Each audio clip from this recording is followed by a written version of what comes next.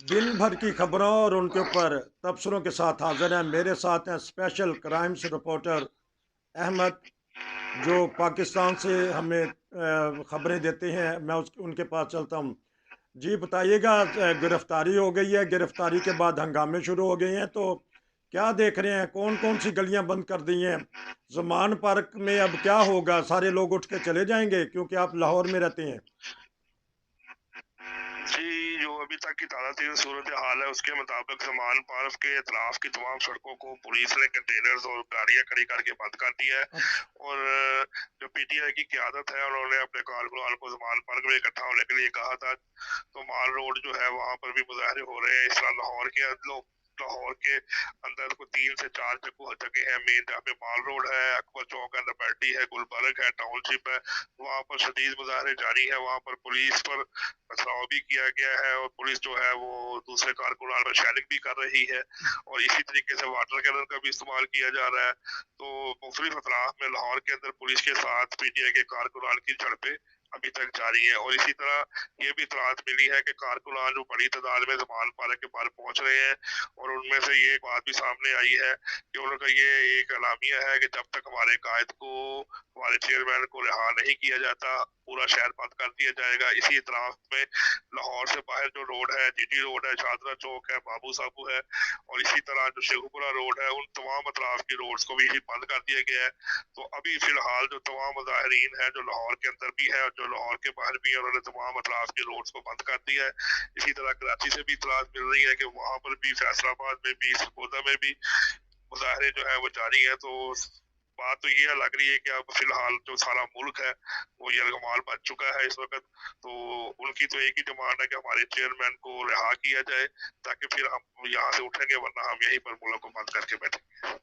हुकूमत ने इमरान खान को बंद कर दिया, आवाम ने पाकिस्तान को बंद कर दिया और सब ने पाकिस्तान को यरगमाल बना लिया। हर तरफ अफरा तफरी है।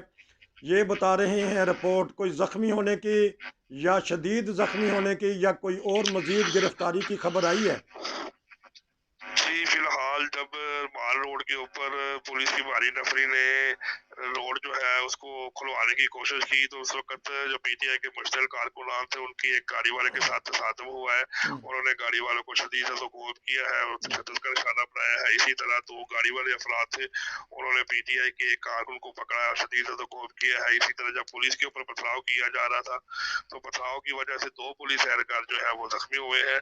और जिस तरह वाटर कैनन और आंसू गैस का इस्तेमाल किया जा रहा है, तो फिलहाल अभी तक तो, क्योंकि आंसू गैस बहुत ज्यादा है और ये सारे मामले जितने हैं, तो अभी तक रिपोर्टेडली जो है दूसरी तरफ से कोई अदादो फिगर्स हमारे पास नहीं पहुंच सके। लेकिन दोनों तरफ से उम्मीद यही है कि जिस तरीके से फायरिंग और शेलिंग की जा रही है और आंसू गैस फेंकी जा रही है और वाटर कैनन का इस्तेमाल किया जा रहा है, तो लगता है कि दोनों तरफ से दर्जन के करीब जो अफराद हैं वो जख्मी हालत में होंगे। 1 दर्जन 12 के करीब दोनों तरफ से लोग जख्मी हो चुके हैं। पाकिस्तान को जख्म जख्म कर दिया है।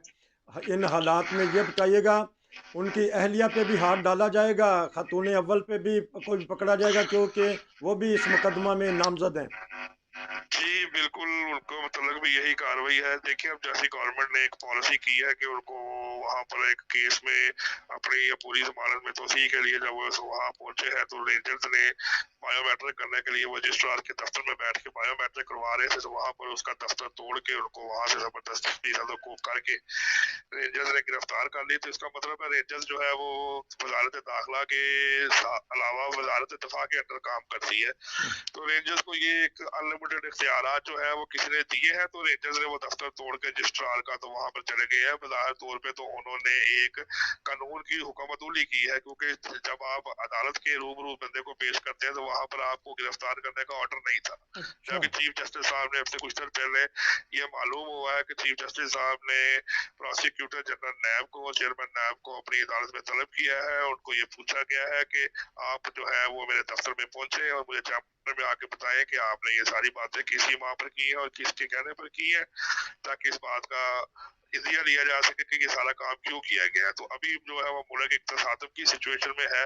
अदलिया एक तरफ है, इंतजामिया एक तरफ है, गवर्नमेंट एक तरफ है। तो अब देखना ये है कि कौन अपने अपने इख्तियारात में कामयाब होता है। क्या अदालत जो है अपने फैसलों पर अमल दरामद कराने में कामयाब होती है, क्या पुलिस जो है और क्या इंतजामिया जो है और क्या ये जो पीडीएम की हुकूमत है ये लोगों को बाय फोर्स और ये मज़ाहमत से रोक सकती है, और क्या तीसरी हालत ये है कि क्या पीटीआई के कारकुनान हुकूमत पर अपना प्रेशर बना के अपने लीडर को छुड़वा सकते हैं। तो ये बातें आने वाले चंद घंटों में वाज़ेह हो जाएंगी। चंद घंटे लगेंगे, लेकिन ये भी सुनने में आया कि उनके ऊपर तशद्दुद किया गया है, तो क्या ये खबर दुरुस्त है? लेकिन वो पुरसुकून बैठे हुए थे, तोड़ फोड़ तो हुई है दफ्तर में। जी, देखिए जो वकील है उनके गौहर साहब है, उन्होंने भी ये कहा कि उस वक्त उनको ज़ब्त किया गया, धक्के दिए गए हैं, उनको पकड़ा गया है। तो वो फुटेज भी सामने देख सकते हैं कि जैसे बाजू से पकड़ के उनको घसीट कर जो है लाकर गाड़ी में डाला गया है। तो ये एक अनलिमिटेड इख्तियारात का इस्तेमाल किया गया है जो कि अदलिया की ऊपर एक सब खून मारने के बराबर है कि अच्छा। जब एक शख्स अदालत में बैठ के अपनी पेशी के लिए आया है और उसने वहां पर बैठ के बायोमेट्रिक करवा रहा है, तो अगर पुलिस ने या रेंजर्स ने उनको गिरफ्तार करना था तो मुतलका जो अदालत है उसको जाके बताती कि जनाब आपके पास जो बंदा है ये हमें फलां केस में मतलूब है, हमारे पास वारंट है, हम इसे गिरफ्तार करना चाहते हैं।